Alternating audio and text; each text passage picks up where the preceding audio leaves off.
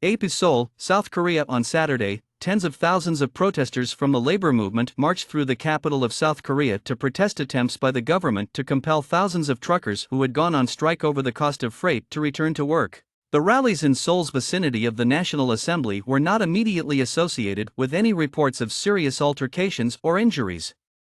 The demonstrators, who were primarily Korean Confederation of Trade Unions members, accused President Yoon Suk Yeol's conservative administration of labor suppression and neglecting the truckers' difficult financial circumstances and tough working conditions, which were made worse by rising gasoline prices.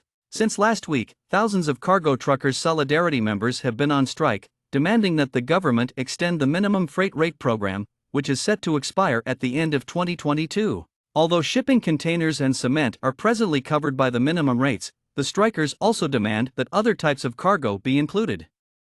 Under the more comprehensive deal, this would also encompass steel and automotive carriers, package delivery trucks, and oil and chemical tankers. With the order issued on Tuesday, the South Korean government used a controversial rule that had been changed in 2004 to compel truckers to return to work for the first time.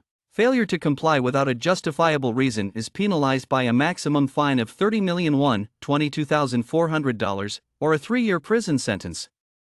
The lack of a clear definition of what constitutes suitable conditions for a strike, according to critics, violates constitutional rights. Cement transporters received the work start order first, according to officials, because the construction sector was severely hurt by shipment delays.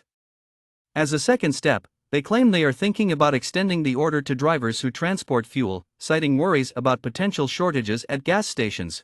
The Yoon administration proposed to temporarily prolong the minimum freight charges for a further 3 years, but they refused to expand the range of these payments. The truckers contend that the minimum rate system is essential for both their financial situation and personal safety because without it, they would be obliged to increase deliveries and engage in risky driving behavior in order to make ends meet.